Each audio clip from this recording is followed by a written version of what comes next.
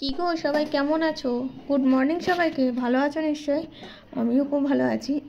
আর সকালে চা নিয়ে বসে গেছি বিছানার মধ্যে, মানে বসে গেছি চা নিয়ে। কি বলো তো, সকালে উঠেই না আমার খুব চা চা চা চা ইচ্ছা করে। চা খোর হয়ে গেছি, মানে সবসময় তো এখন এই শীতের সময় তো শুধু চা হলে আর কিছু চাই না, মানে চা লাভার যাকে বলে।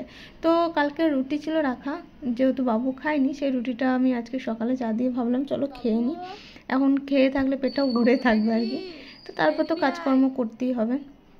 আর আমার রুমের না জলটাও শেষ হয়ে গেছে, তো জলটা ফোন করে বলা হয়েছে, তো দেখি জল আসবে। কারণ আমরা কেনা, মানে কি বলতো, আমাদের একটা করে রুমে কেনা জল আমরা নিয়ে নিচ্ছি, অনেক দিন ধরেই নিচ্ছি।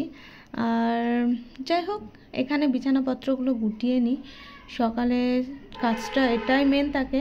তো আগে আমি বিছানাপত্র গুটিয়ে তারপর চাটা খেতে বসি, কিন্তু আজকে কি করলাম বলো তো, আজকে চাটাই আগে খেয়ে নিলাম। আর এই যে বিছানাগুলোকে গুছিয়ে রাখছি, কারণ বিছানাপত্র না গোটালে, তোমাদেরকে তো ব্লগে বলেছি, আমার একদম ভালো লাগে না, মনে হয় ঘরটা গোছানোই নেই। আর কালকে রাত্রে যত জামা কাপড় ছিল সমস্ত জামা কাপড়গুলো আমি গুটিয়ে নিয়েছি, কারণ এই রোজ রোজ এত এত জামা কাপড় গুছাতে কারো কি ভালো লাগে বলো? আমার তো একদমই ভালো লাগে না।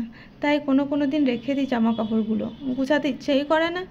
আর ঘরে না জামা কাপড়গুলো আবার গুছালে ঘরটা একদম গোছা হয়ে থাকে, বিরক্তও লাগে, তখন মনে হয় ছেড়ে ছুড়ে চলে যায়, অন্য কোথাও চলে যায়, আবার একটা রুম বানায় জামা কাপড়ের জন্য, আলাদা করে একটা রুম বানায়, তাই মনে হয়। সত্যি কি তাই হয়? তাই কখনো হয় না।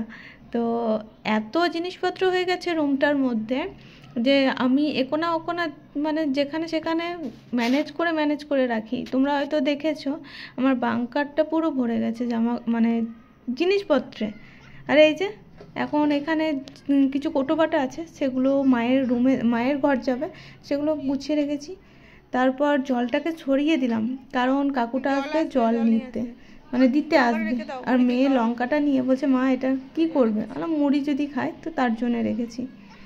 তো কাকুটা তো জল দিয়ে গেল, জলগুলো ভরার পালা, কারণ বোতলগুলো একদম ফাঁকা ফাঁকা হয়ে আছে। বর তো আমাকে বকেই দিয়েছে যে একটা জল কিনতে পারছো না, তো আমি ভাবলাম যে চলো জলটা কিনেই দিই।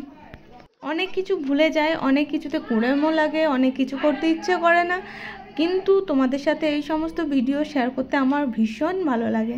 জানি না তোমরা কিভাবে ভিডিওটা নাও, কিন্তু মানে ভিডিওগুলো নাও, কিন্তু আমার তোমাদের সাথে সমস্ত কিছু ভিডিও, ভয়েস ওভার সমস্ত কিছুই শেয়ার করতে খুবই ভালো লাগে। তো যাই হোক, এখানে দেখতেই পাচ্ছ মেয়ে চুলটা সকালে বের করেছে, বারবার বলছে চুলটা আমাকে লাগিয়ে দাও, চুলটা আমাকে লাগিয়ে দাও। ওর ভীষণ ভালো লাগে, আর ওর ভীষণ ইচ্ছা আছে চুলগুলো বড় করার। শুধু ওর না, আমারও ইচ্ছা আছে ওর চুলগুলো বড় করার। এখন যাব যত শার্ট জামা আছে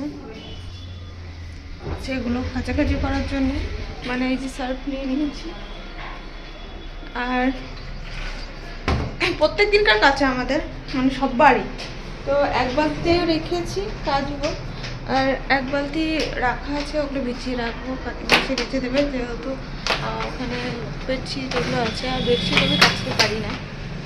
যাই হোক, চলো ঝটপট কাজগুলো করে নিই, দেন রান্নাবান্না করে আমাকে একটু বেরোতে হবে। তো চলো সঙ্গে থেকে, যে আলুগুলো ভেজে তুলে নিলাম, তারপর এখানে পেঁপেগুলোকে ভেজে নিচ্ছি একটু হালকা করে, আর পেঁপে আলু মাংস দিয়ে করে হবে, আর একটু শাক ভাজা হবে। চলো করে নিই রান্নাটা, তারপর আমাকে আবার বেরোতেও হবে।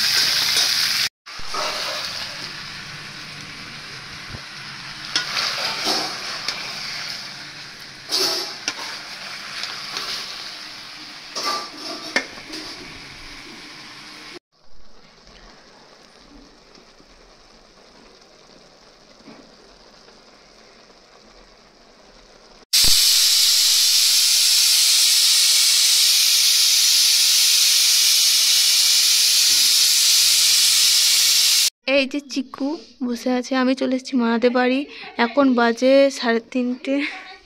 আমি চলে এসেছি, দেখি সন্ধ্যের দিকে বাড়ি যাবো। আর এই যে, এই কি সেজেছিস তুই, কি দারুণ লাগছে গো, দেখি দেখি দেখি দেখি কি।